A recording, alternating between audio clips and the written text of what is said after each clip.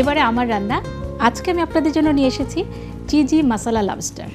নামটা শুনেই মনে হচ্ছে না দারুণ হবে রেসিপিটি? চলুন আমরা দেখে আসি কি কি লাগছে আমাদের চিজি মশলা লবস্টার করতে।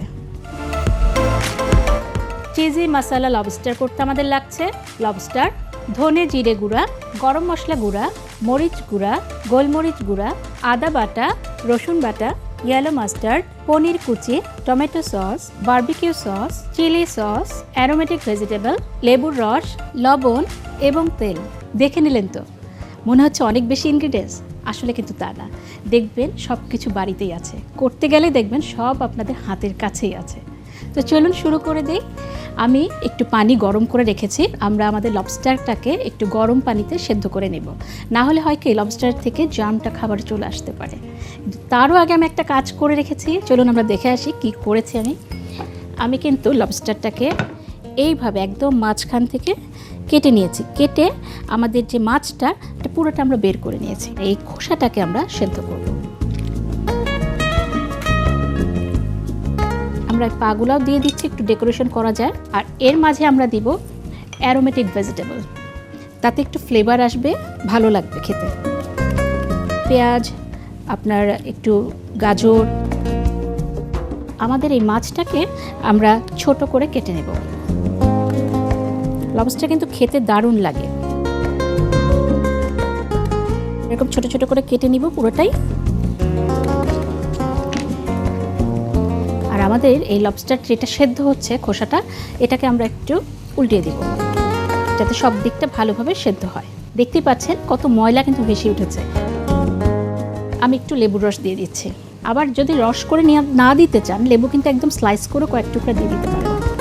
মাছে যখন লেবুর রসটা দিবেন, মাছের যে একটা আষ্টে গন্ধ থাকে সেটা কিন্তু একদম চলে যায়। আর বিশেষ করে এরকম বড় মাছগুলাতে অবশ্যই লেবু বা ভিনেগার ব্যবহার করবেন। আমাদের এটা হয়ে গেছে সেদ্ধ, আমরা এটাকে নামিয়ে নেব।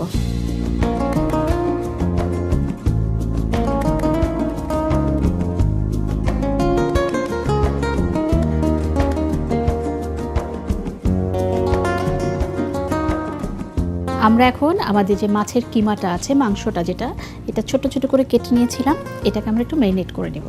আমরা দিয়ে দেবো একটু মাস্টার্ড পেস্ট। আমরা পরিমাণটা যাতে শেলেও যায় মাছেও যায় সেই পরিমাণ মশলাটা নেব। সসটা দিয়ে দিচ্ছি একটু বারবিকিউ সস, কারণ এটা একটু বারবিকিউ ফ্লেভার আসে, খেতে কিন্তু খুব মজা লাগে। আমরা দিয়ে দিব চিলি সস, একটু দিয়ে দিব টমেটো কেচাপ বা টমেটো সস, একটু দিয়ে দিব লেবুর রস, একটু দিয়ে দিলাম গোলমরিচ গুঁড়া। যে যেরকম ঝাল পছন্দ করবেন সেরকম দিবেন। আমাদের মাছ তো আসলে খুব একটা বেশি না, কিন্তু পরিমাণে আমরা অল্পই দিচ্ছি।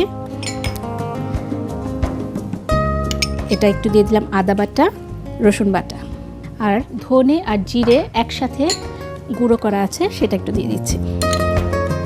সব কিন্তু আমাদের দেশি মশলা আমাদের বাড়িতেই আছে। আর স্বাদ অনুযায়ী লবণ, কারণ আমাদের সসে লবণ থাকে, সেটা চিন্তা করে লবণটা দিতে হবে। একটু গরম মশলা গুঁড়া অল্প একটু দিয়ে দিব, ব্যাস। এখন এটাকে ভালো করে মাখিয়ে নেব।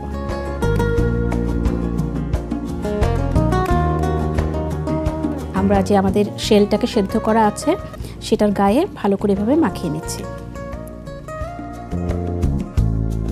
মশলাটা ভেতরেও দিয়ে দিচ্ছি ভালো করে, বাইরে ভেতরে ভালো করে শেলে লাগিয়ে নিলাম।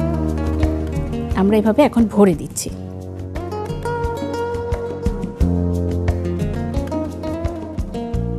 এভাবে কিন্তু তন্দুরি লবস্টারও করা যায়, সেটা কখনো আর একদিন দেখিয়ে দিব। খুব অল্প তেলে শ্যালো ফ্রাই করব। আমরা তেল দিয়ে দিচ্ছি।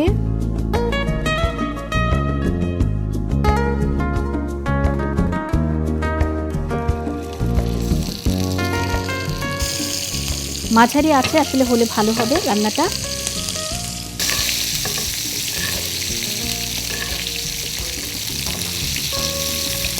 আমরা এটাকে সাবধানে উল্টিয়ে দিব। দেখেছেন তো কত সুন্দর একটা কালার চলে এসেছে। আমাদের এটা হয়ে গেছে, আমরা এটা নামিয়ে নেব।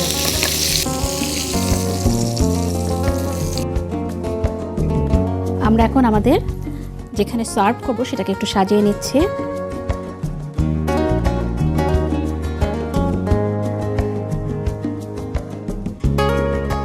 আমি এখানে দিয়েছি একটু মেয়োনিজ আর সাথে একটু ফুড কালার আছে, আমরা একটু ডিজাইনের জন্য এভাবে দিয়ে দিচ্ছি, একটু ঢেউ ঢেউ হবে। মোটা চিকন বিভিন্নভাবে দিতে পারেন। একটা আমি উপর দিয়ে দিচ্ছি, একটা নিচ দিয়ে দিচ্ছি। সাজানোটা আসলে নিজের উপরে, যে যেভাবে পছন্দ করেন। আমি সবসময় বলি নিজের মনের মতো করে সাজাবেন। একটু ঢেউয়ের আমেজটা লাগছে না? আমরা খুব সাবধানে আমাদের লবস্টারটা এখানে দিয়ে দেব।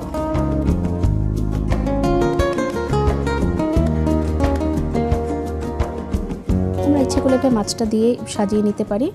এখন আমাদের চিজ আছে, এখানে আমি দিয়েছি মোজারেলা চিজ, কারণ মোজারেলা চিজটা আসলে সহজে গলে যায়, খেতে ভালো লাগে। যেহেতু আমি এটা একটু উপরে একটা বার্নার দিয়ে পুড়িয়ে নিব, এই জন্য আমি মোজারেলা চিজটা দিচ্ছি।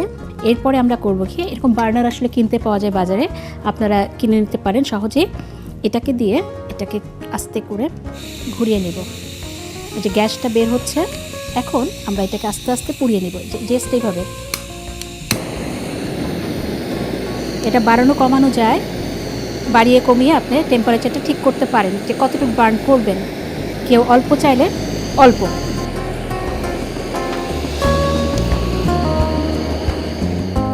আমরা একটু এখানে ক্যাপসিকাম কুচি করে রেখেছি আর গাজর কুচি একটু জাস্ট ছড়িয়ে দেব, কারণ পানিতে, সমুদ্রের পানিতে কিন্তু শুধু ঢেউই থাকে না, অনেক কিছু থাকে।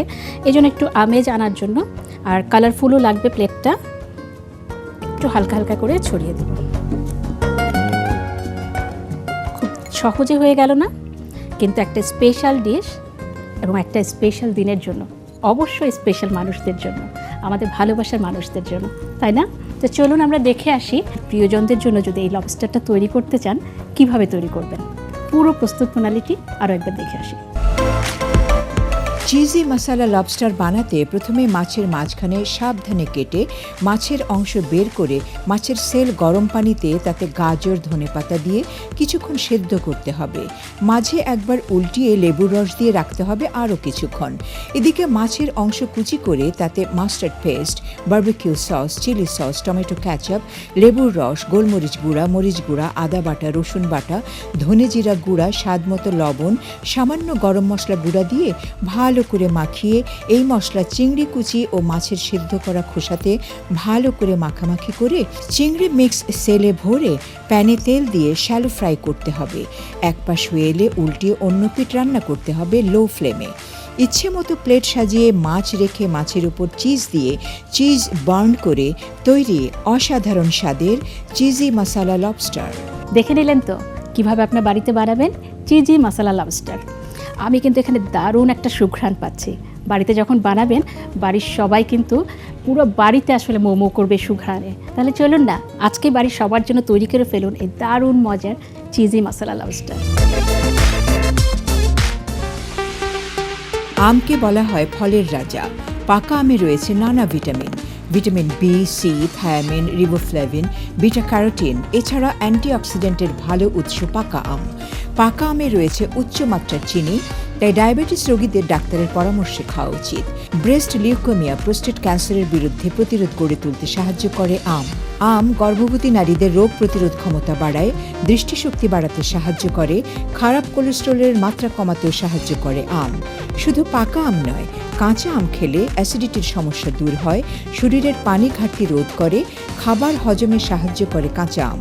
কাঁচা আম পাকা আম দিয়ে তৈরি হয় হরেক রকম সুস্বাদু খাবার ও পানীয়। আমি আজকের মতো বিদায় নিচ্ছি, কিন্তু সামনে আবার চলে আসবো মজার আরও দারুণ কিছু স্পেশাল রেসিপি নিয়ে। সেই পর্যন্ত এটিএন বাংলার সাথে থাকুন, বাহারি রান্নার সাথে থাকুন। সবাই ভালো থাকবেন।